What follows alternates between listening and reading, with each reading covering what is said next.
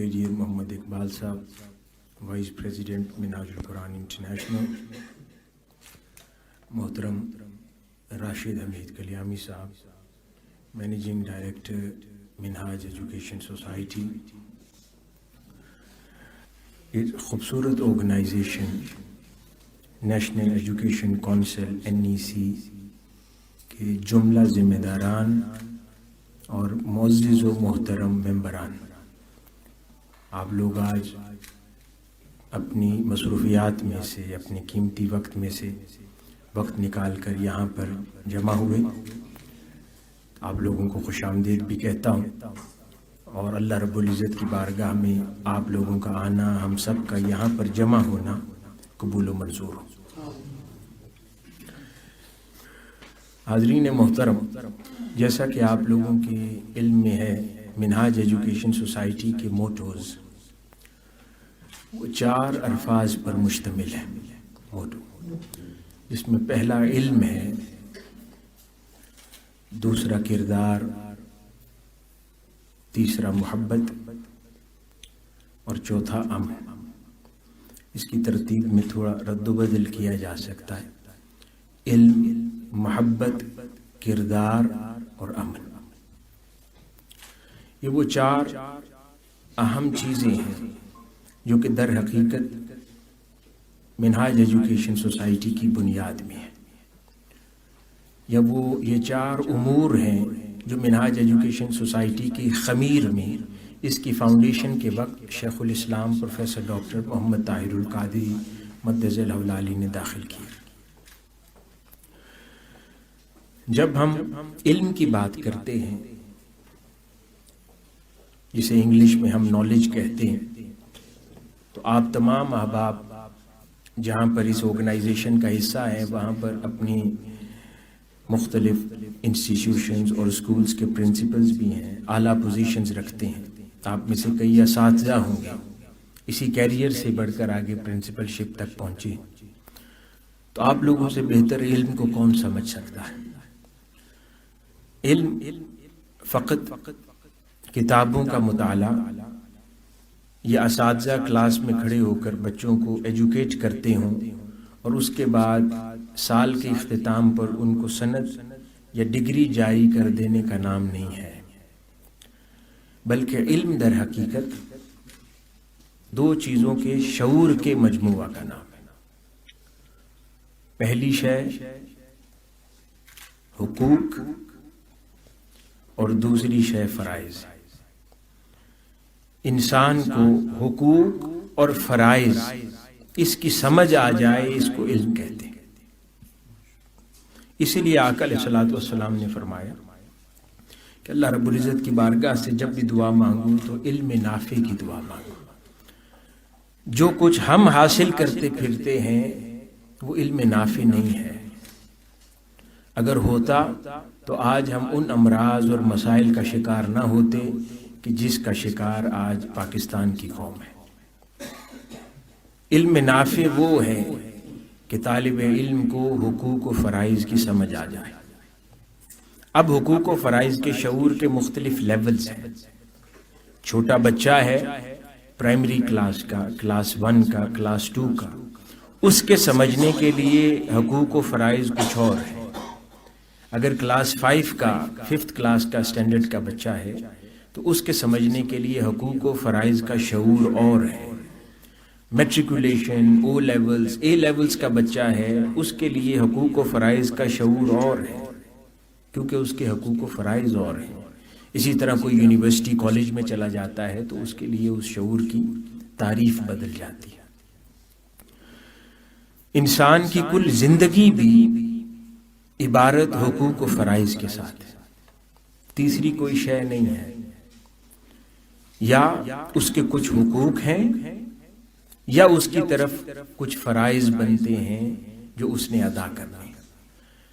कभी वो हुकूक अल्लाह की ज़ात के हैं जो उसके फ़राइज़ बन जाते हैं, कभी वो हुकूक मुआशरे के हैं जिनको उसने अदा करना है, वो उसके फ़राइज़ बन जाते हैं। कभी कुछ उसके अपने हुकूक हैं جن کے پورا ہونے کا تقاضا وہ کبھی اپنی اولاد سے کرتا ہے، کبھی اپنی بیوی سے کرتا ہے، کبھی اس کی طرف فرائض ہیں جو اس نے ادا کرنے ہیں اپنے والدین کی طرف، اپنے اساتذہ کی طرف، پھر کچھ حقوق ہیں جن کا تقاضا وہ ملک اور معاشروں سے کرتا ہے، اسی طرح اس کی طرف کچھ فرائض ہیں جو اس نے ادا کرنے ہیں ملک اور معاشرے کی طرف۔ اسی طرح ملک، حکومت اور عوام کے درمیان بھی سوشل کانٹریکٹس ہوتے ہیں، وہ بھی حقوق اور فرائض پر مشتمل ہوتے ہیں۔ یعنی کچھ حقوق عوام کی طرف ہیں جن کو ادا حکومت نے کرنا ہے، اور کچھ حقوق حکومت کے ہیں جن کو ادا عوام نے کرنا ہے، اسی کو سوشل کانٹریکٹ کہتے ہیں۔ معاہدہ امرائی جو کہ حکومتوں اور عوام کے درمیان قائم ہوتا ہے، اسی طرح ایک معاہدہ اللہ اور مخلوق کے درمیان قائم ہوتا ہے، اسی طرح ایک معاہدہ استاد اور شاگرد کے درمیان قائم ہوتا ہے۔ تو انسان کی کل زندگی عبارت ہے حقوق اور فرائض سے، اور علم کسے کہتے ہیں کہ ان حقوق اور فرائض کا شعور آ جائے تو انسان جو زندگی گزارتا پھرتا ہے وہ سنور جاتی، اور یہی اگر حقوق و فرائض کا شعور نہ ہو تو جو وہ زندگی گزارتا ہے وہ بگڑ جاتی۔ تو انسان کی زندگی میں علم اس کو یوں فائدہ پہنچاتا ہے کہ اس کو اپنی زندگی میں حقوق اور فرائض کی سمجھ آ جاتی، چاہے وہ دینی ہو چاہے وہ دنیاوی۔ تو حاضرین محترم، اسی لیے جب ہم لفظ علم کہتے ہیں کہ علم کے حصول کے لیے آئے ہیں، وہ علم کیسا کہ جو بچے کو اس کے حقوق اور فرائض کا شعور نہ دے سکے، وہ علم کیسا جو بچے کو احترام انسانیت نہ سکھا سکے، وہ علم کیسا جو بچے کو احترام والدین نہ سکھا سکے، وہ علم کیسا جو بچے کو احترام استاد نہ سکھا سکے، وہ علم کیسا جو اس کو معاشرے میں رہنے کا سلیقہ نہ سکھا سکے، وہ علم کیسا جو اس کے اندر سے نفرت نہ مٹا سکے، وہ علم کیسا جو اس کے اندر محبت کو نہ جگا سکے، وہ علم کیسا جو اس کو زندگی گزارنے کے آداب نہ سکھا سکے۔ اسی کو علم نافع کہتے ہیں۔ جب انسان کو علم حاصل ہو جاتا ہے تو اگلی شے جو اس کے دل میں پیدا ہوتی ہے اسے محبت کہتے ہیں۔ محبت ہمیشہ اس شے سے ہوتی ہے جس کا انسان کو ادراک ہو جائے، یا محبت کمال سے ہوتی ہے کہ کسی کے کمال، اتنا آپ کو کوئی خوبی اس کی پسند آئی کہ اس سے پیار ہو گیا، یا محبت جمال سے ہوتی ہے کہ کسی کا حسن پسند آیا تو پیار ہو گیا۔ تو دونوں صورتوں میں خصوصیت سے محبت ہوتی ہے، اور خصوصیت کا علم میں آ جانا علم ہے۔ جب تک کسی کی خصوصیت پتہ نہ تھی اس سے محبت نہ تھی، تو خصوصیت پتہ چلنا اسی کو علم کہتے ہیں۔ تو علم کے بعد جو اگلی شے انسان میں پیدا ہونی چاہیے وہ محبت ہے، اور جب علم اور محبت جمع ہوتے ہیں تو پھر انسان کی کردار سازی ہوتی ہے۔ علم اور محبت جب اکٹھے کار فرما ہوتے ہیں تو پھر انسان کا کردار وجود میں آتا ہے، وہ خوبصورت کردار کا مالک بنتا ہے، اور جب معاشرہ با کردار لوگوں سے بھر جاتا ہے تو پھر اس معاشرے کو جو شے میسر آتی ہے اس کو امن کہتے ہیں۔ یہ ایک ترتیب اور تسلسل ہے، اور جب بچہ پیدا ہوتا ہے یہی وہ سیڑھیاں ہیں جن کو چڑھ کے اس نے وہ منزل جسے امن کہتے ہیں وہ نصیب ہونی۔ اس کو علم ہونا ہے، اس علم سے اس کی محبت پیدا ہونی ہے اس کے دل میں، پھر محبت سے علم اور محبت نے جمع ہو کر اس کا کردار بنانا ہے، اور جب وہ با کردار بن جائے گا تو پھر معاشرے کو پرامن بنا دے گا۔ اور پھر امن بھی در حقیقت دو طرح کا ہے، ایک امن آؤٹر ورلڈ میں ہے جس کو ظاہری امن کہتے ہیں، ایک امن انر ورلڈ میں ہے جس کو باطنی امن کہتے ہیں. پھر وہ منزل فقط نہ ظاہری امن ہے نہ باطنی، ان دونوں کو جمع کر دینا منزل ہے. انسان کے اندر سب سے پہلے اس کے وہ باطنی امن کی منزل پاتا ہے. جب اس کے اندر امن قائم ہو جائے پھر وہ باہر بھی امن قائم کر دیتا ہے. اب باطن میں امن قائم کیسے ہوتا ہے؟ پہلے جب اس نے محبت کا سبق لے لیا تھا تو اس کے اندر سے نفرت چلی گئی تھی، مسلکی تفریق چلی گئی تھی، انتہا پسندانہ اور دہشت گردانہ جراثیم چلے گئے تھے، کفر کے فتوے چلے گئے تھے اس کے اندر سے، احترام انسانیت نے اس کے اندر قدم جما لیے تھے. اب وہ ایک دوسرے کو برا بھلا نہیں کہتا تھا، ایک دوسروں کی عیب جوئی نہیں کرتا تھا. اس کا اندر پرامن ہو گیا تھا، اگریشن چلا گیا تھا، غصہ چلا گیا تھا، اندر سے ایک خوبصورت انسان بن گیا تھا. اللہ رب العزت کی عطا کردہ اس محبت کے پیغام کا مظہر بن گیا تھا. جب وہ امن اس کے اندر قائم ہو گیا تو پھر اس کو آرٹیفیشلٹی کی ضرورت نہیں ہے، آرٹیفیشل بیہیویئر کی ضرورت نہیں ہے. پھر وہ چلتا پھرتا امن کا دائی ہے، وہ جہاں جاتا ہے پھر امن پھیلاتا چلا جاتا ہے. اور اس طرح کے امن کے دائی معاشرے میں بڑھتے جائیں گے تو خود بخود اندھیرا چھٹتا جاتا ہے. اور یہ پرامن لوگ معاشرے کی کثیر تعداد بن جاتے ہیں. اور میجورٹی جس دن پاکستانی معاشرے کی پرامن لوگ ہو گئے تو خود بخود پاکستانی معاشرہ عظیم معاشروں میں اس کا شمار ہونے لگ جائے گا. اور اس سارے سفر کی ابتدا نظام تعلیم سے ہے. یہ اصل ہے، یہ روح ہے جس کو بدقسمتی سے پاکستان میں کبھی توجہ دی ہی نہیں گئی. وہ سارے سیکٹر جو انسانیت سے متعلق ہیں وہ پاکستان میں بدقسمتی سے سب سے بڑے کاروبار ہیں. ہیلتھ سیکٹر انسانیت سے متعلق ہے لیکن سب سے بڑا کاروبار ہے. تعلیم کا سیکٹر انسانیت سے متعلق ہے لیکن پاکستان میں سب سے بڑا کاروبار ہے. اور سب سے زیادہ محروم سیکٹر یہ ایجوکیشن سیکٹر ہمیشہ پاکستان میں رہا ہے. جب پاکستان وجود میں آیا 1948 میں شرح خواندگی پاکستان میں 11% تھی، لٹریسی ریٹ 11% تھا. آج پاکستان کو بنے 70 سال ہو گئے.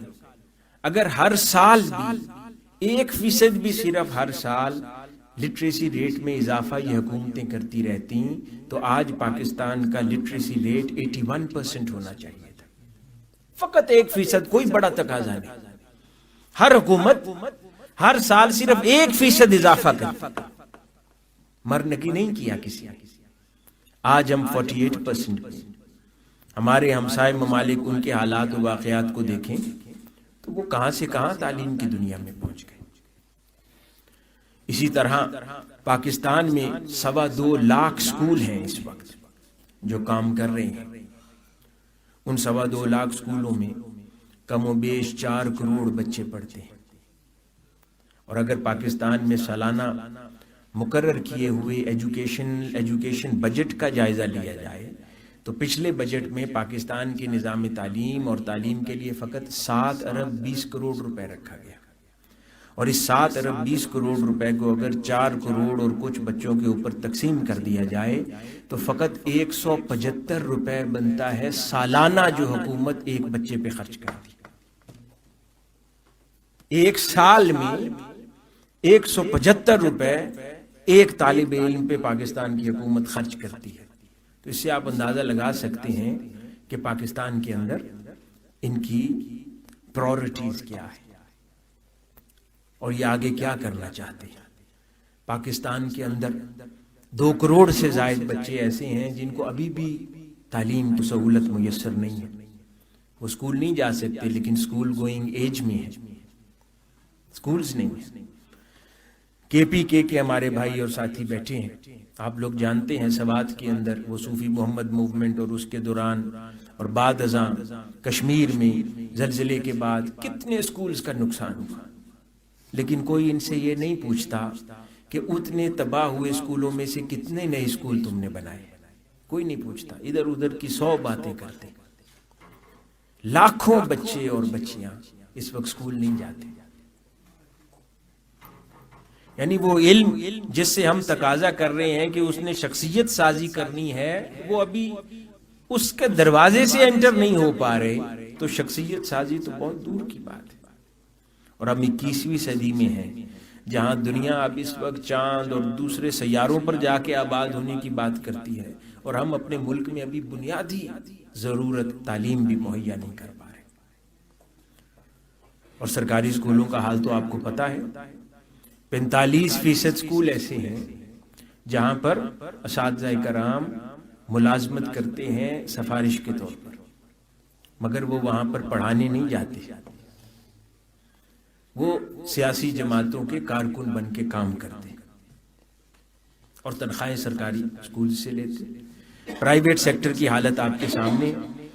کچھ لوگ ایک پرائیویٹ اسکول تو بنا لیتے ہیں، آپ بہت سارے ایسے اسکولز کو جانتے ہوں گے، پھر ان کی تنخواہیں بہت کم ہوتی ہیں.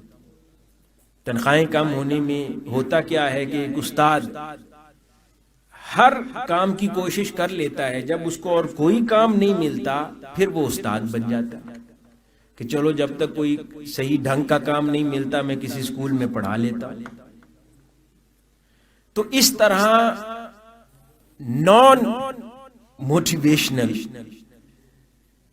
جو گروپ آف ٹیچرز ہوگا، وہ ایک بچے کے اندر کردار کیسے جگا سکتا ہے؟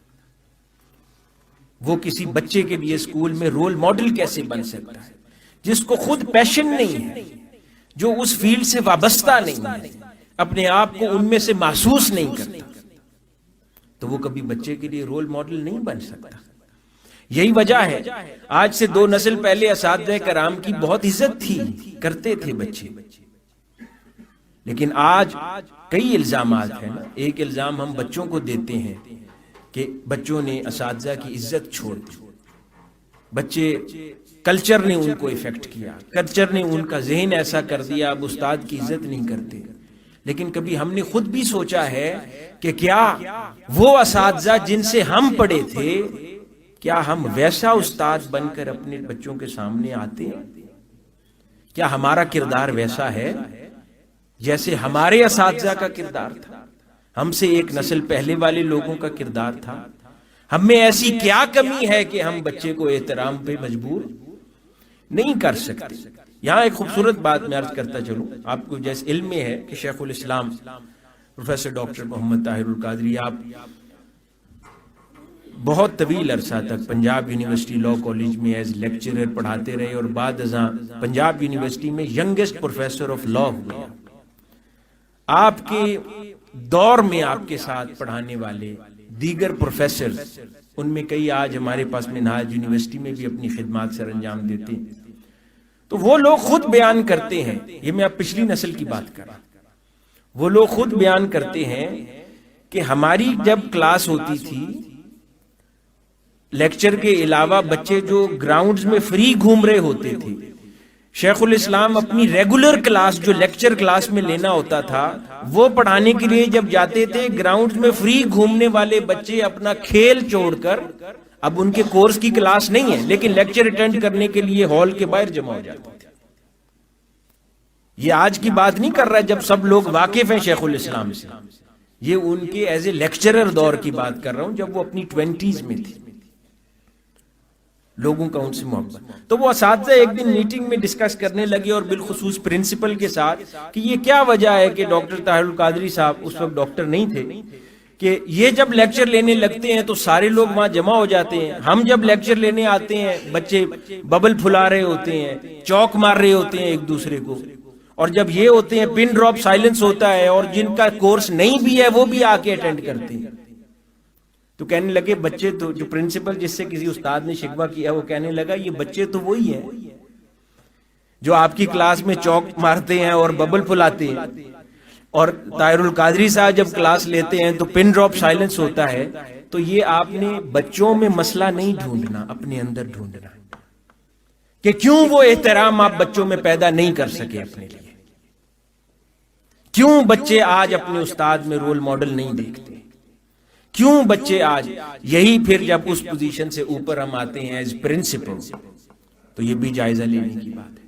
کیا ہم نے تعلیم سے محبت کی ہے یا بس جو سکول چلانے کے نتیجے میں پروفٹ ارن ہوتا ہے اس سے پیار ہے؟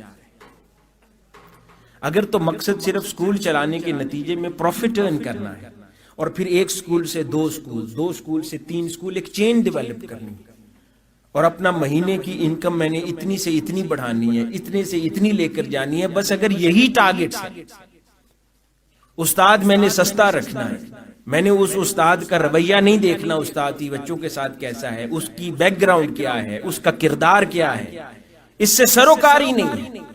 مجھے جو ٹیچر سستا ملے گا میں نے وہی رکھنا ہے اور اس سے میں نے کلاس پڑھوانی ہے، بچوں کا داخلہ میں نے زیادہ کرنا ہے، مجھے اس سے سروکار ہی نہیں ہے کہ یہاں نصاب کون سا پڑھایا جاتا ہے.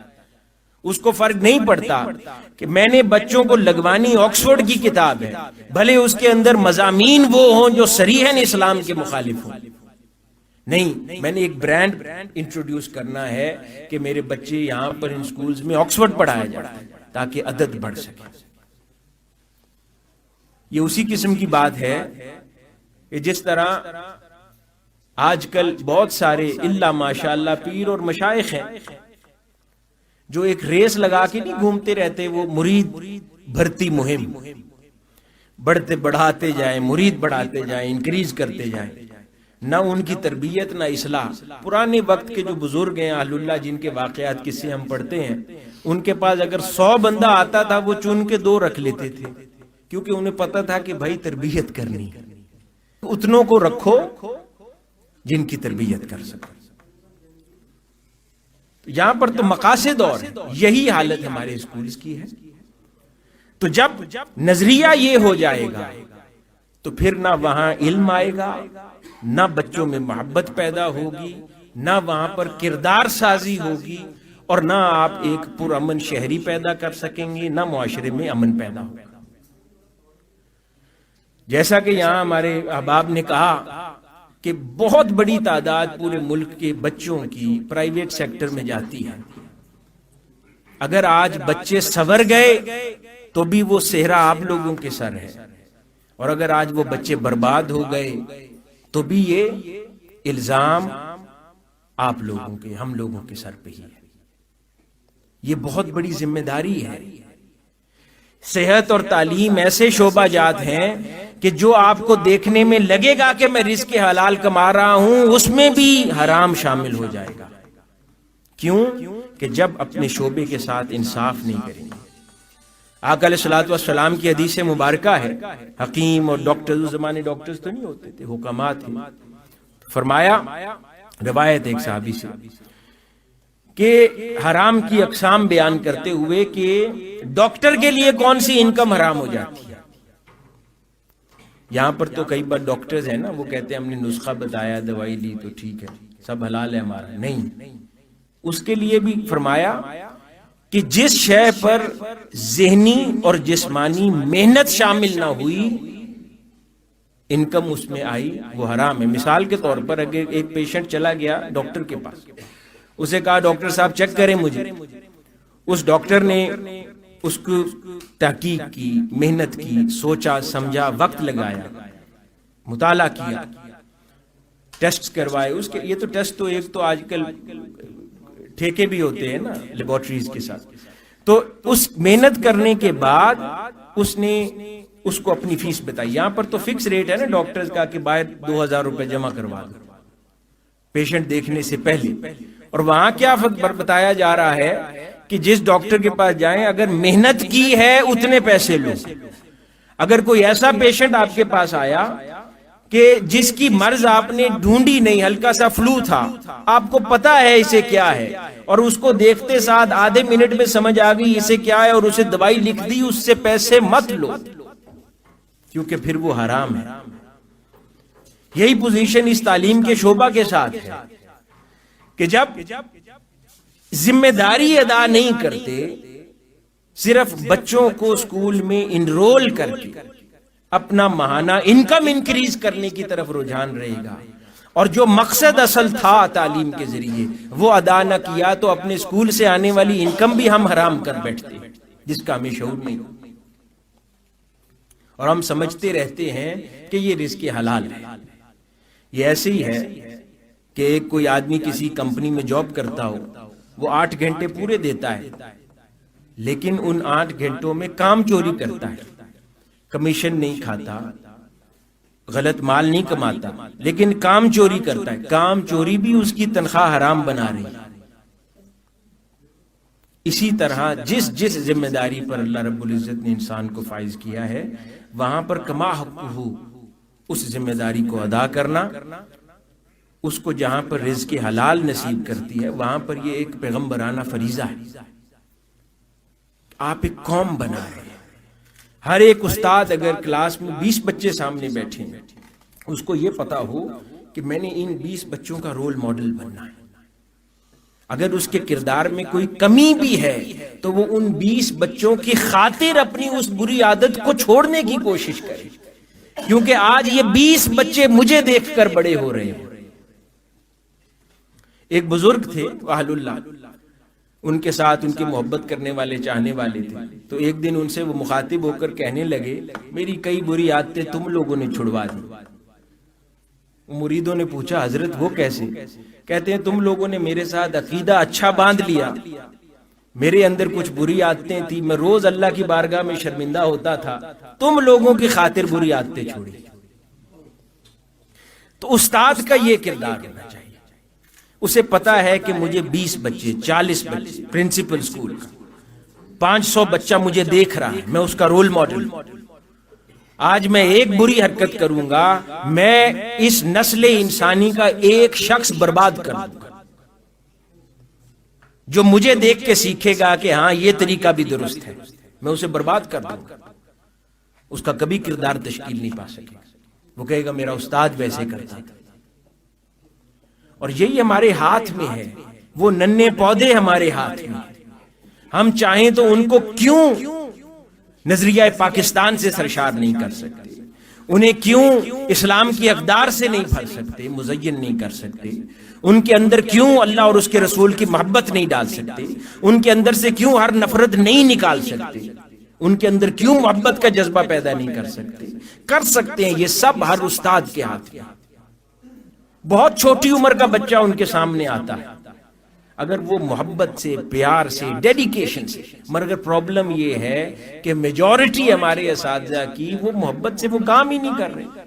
وہ تو کلاس پڑھا کے آتے ہیں اور سٹاف روم میں بیٹھ کے پھر گالی دے رہے ہوتے ہیں کس کام میں پھنس گیا، یا اسکول میں بیٹھ کے کاروبار کر رہے ہوتے ہیں اور کاموں کو سوچ رہے ہوتے ہیں۔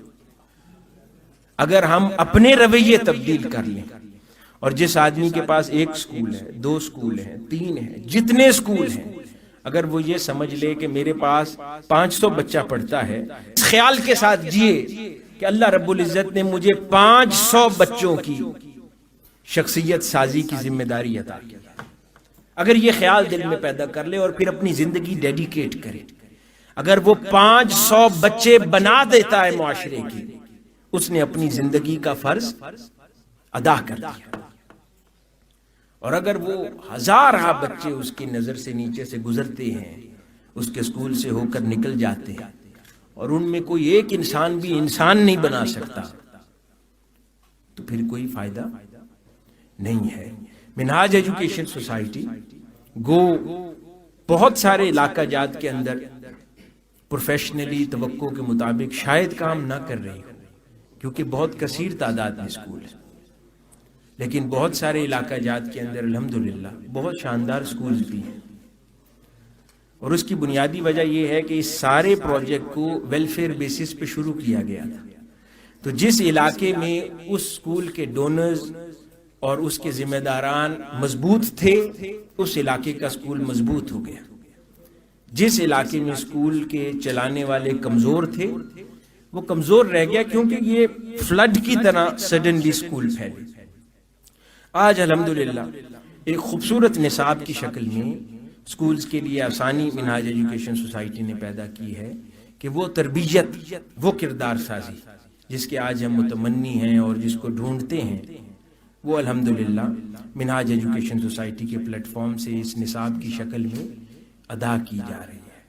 اس سے ہم لوگ بھی فائدہ اٹھا رہے ہیں، آپ میں سے بہت سارے ساتھی جو اچھے نصاب کی تلاش میں ہوں اس سے استفادہ کر سکتے ہیں کہ مختلف الگ الگ آرگنائزیشنز ہیں، الگ الگ نصاب چل رہے ہیں، اس کی صورت کیا ہے، ایک جگہ جمع کیوں نہیں ہوتے؟ بس یہی مسئلہ ہے، آج یہ جمع نہیں ہوں گے، لیکن اگر آج سے 15-20 سال بعد ہم اپنے سکولز سے پیدا ہونے والی ایک اچھی نسل پاکستان کو تحفے میں دے دیں تو وہ ضرور آپس میں اتحاد پیدا کر لے گی۔ اس کی ہمیں ضرورت ہے۔ آج جو کرتی ہیں تنظیمیں اس کی پرواہ کی ضرورت نہیں، لیکن ہاں آپ کے پاس پاکستان کا مستقبل ہے جو آپ کے پاس پڑتا ہے، اس پر توجہ دیں۔ آج جو کچھ ہے اس کی تربیت کی ذمہ داری کسی اور پر تھی، وہ ہمارے سامنے ہے کہ کتنی ذمہ داری پوری ہوئی یا کتنی نہیں ہوئی۔ ہاں لیکن کل جو پاکستان کا ہوگا اس کی ذمہ داری آپ پر ہوگی، تو اس کل کو سنوارنے کی ہم سب کو کوشش کرنی ہے۔ آخر میں ایک بار پھر میں آپ تمام احباب کا یہاں وقت نکال کر تشریف لانے کا شکریہ ادا کرتا ہوں، اور اللہ رب العزت کی بارگاہ میں دعا گو ہوں کہ جو کوششیں کاوشیں اخلاص کے ساتھ آپ نظام تعلیم میں سدھار کے لیے اور ایک نئی نسل کی تیاری کے لیے کر رہے ہیں، اللہ پاک ان کوششوں میں ہم سب کا، آپ سب کا معاون و مددگار ہو، ہماری توفیقات میں بھی اضافہ فرمائے اور ہمارے دلوں میں اخلاص پیدا کرے۔ جو کمیاں کجیاں ہماری شخصیتوں میں ہیں ان کو پاکستان کی اگلی نسل کی خاطر دور فرما دے تاکہ ہم ان بچوں کے لیے اچھا رول ماڈل بن سکیں۔ اللہ پاک ہمارا حامی و ناصر ہو۔ والسلام وما